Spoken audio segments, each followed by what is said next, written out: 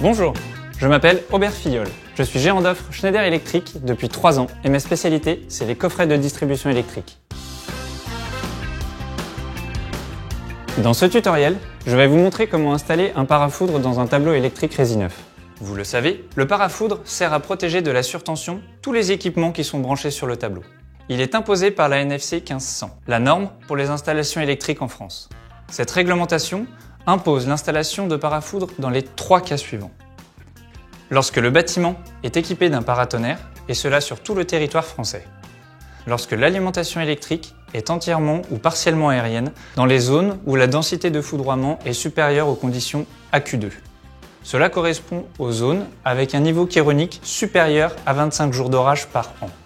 Et enfin, lorsque l'indisponibilité de l'installation ou du matériel électrique concerne la sécurité des personnes en mettant en péril des appareillages médicaux à domicile, des alarmes incendie ou des contrôles d'accès.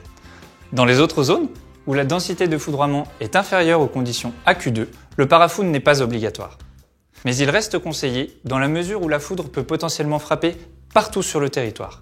Avec un parafoudre, les équipements sensibles comme la télévision, les ordinateurs, les sèche-linges ou les alarmes qui peuvent représenter des investissements importants seront protégés. À présent, passons à l'installation.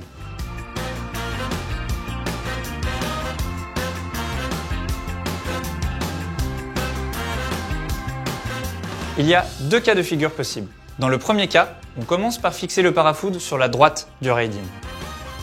Puis, on vient alimenter le parafoudre à partir des borniers de phase et neutre. On utilisera alors un câble bleu en câblant de cette manière.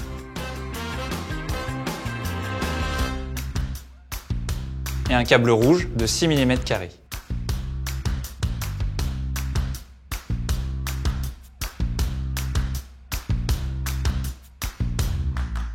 Pour cette partie de l'installation, il faut faire particulièrement attention à la longueur des câbles, qui doit être la plus courte possible. En effet, pour garantir une protection optimale, les longueurs de câbles ne doivent pas excéder 50 cm. Ensuite, on branche le câble de terre fourni avec le produit sur le collecteur de terre du tableau.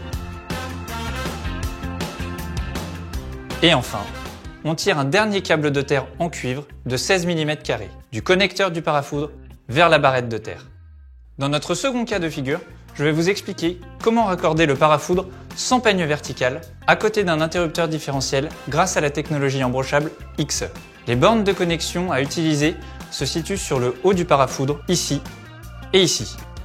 Le bornier de terre vous est livré monté. Vous n'aurez qu'à adapter la longueur du câble de terre.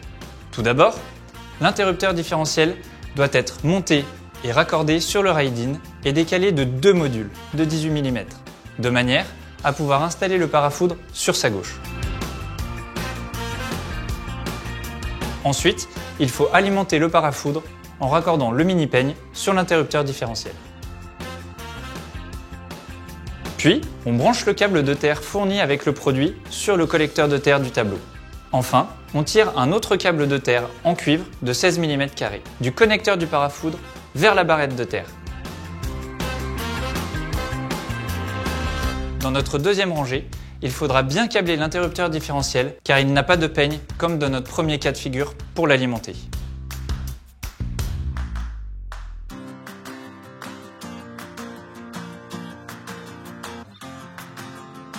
L'installation est terminée et tous les appareils sont maintenant protégés.